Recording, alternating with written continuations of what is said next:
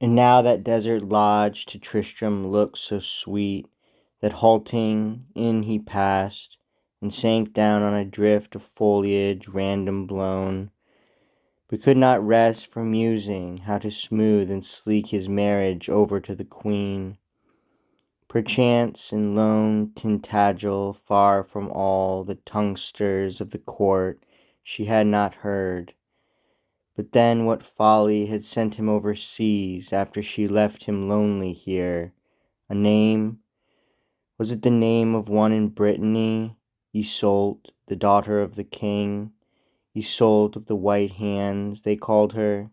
The sweet name allured him first, and then the maid herself, who served him well with those white hands of hers, and loved him well, until himself it thought he loved her also, wedded easily, but left her all as easily, and returned. The black-blue Irish hair and Irish eyes had drawn him home. What marvel? Then he laid his brows upon the drifted leaf, and dreamed. He seemed to pace the strand of Brittany between Iseult of Britain and his bride, and showed them both the ruby chain, and both began to struggle for it, till his queen grasped it so hard that all her hand was red. Then cried the Breton, "Look, her hand is red. These be no rubies, this is frozen blood, and melts within her hand. Her hand is hot with ill desires. But this I gave thee, look, is all as cool and white as any flower." Followed a rush of eagle's wings, and then a whimpering of the spirit of the child, because the twain had spoiled her carcanet. He dreamed, but Arthur with 100 spears rode far, till o'er the illimitable reed, and many a glancing plash and sallowy isle, the wide-winged sunset of the misty marsh glared on a huge, machicolated tower that stood with open doors, whereout was rolled a roar of riot, as from men secure amid their marshes, ruffians at their ease among their harlot brides, an evil song.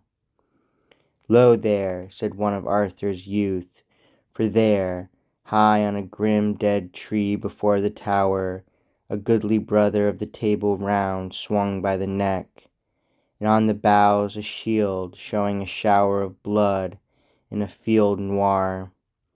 And there beside a horn inflamed the knights, at that dishonour done the gilded spur, till each would clash the shield and blow the horn. But Arthur waved them back, alone he rode.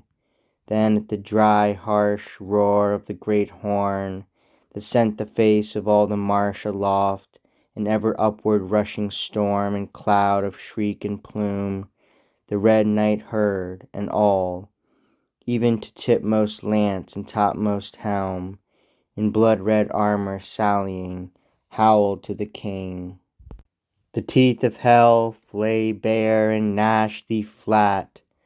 Lo, art thou not that eunuch-hearted king, who fain had clipped free manhood from the world, the woman-worshipper, yea, God's curse, and I, slain was the brother of my paramour by a knight of thine, and I that heard her whine and snivel, being eunuch-hearted too, swear by the scorpion worm that twists in hell and stings itself to everlasting death, to hang whatever knight of thine I fought and tumbled. Art thou king? Look to thy life. He ended. Arthur knew the voice. The face well nigh was helmet hidden, and the name went wandering somewhere darkling in his mind. And Arthur deigned not use of word or sword, but let the drunkard, as he stretched from horse to strike him, overbalancing his bulk, down from the causeway heavily to the swamp fall, as the crest of some slow arching wave, heard in dead night along that table shore, drops flat, and after the great waters break, whitening for half a league, and thin themselves, far over sands marbled with moon and cloud, from less and less to nothing. Thus he fell, head heavy. Then the knights who watched him roared and shouted and leapt down upon the fallen. There trampled out his face from being known, and sank his head in mire, and slimed themselves. Nor heard the king for their own cries, but sprang through open doors, and sorting right and left, men, women, on their sodden faces, hurled the tables over and the wines, and slew till all the rafters rang with woman yells, and all the pavement streamed with massacre. Then, echoing yell with yell, they fired the tower, which half that autumn night, like the live north, red pulsing up through Aliath and Alcor, made all above it, and 100 meres about it, as the water Moab saw came round by the east, and out beyond them flushed the long low dune, and lazy plunging sea. So all the ways were safe from shore to shore, but in the heart of Arthur pain was lord.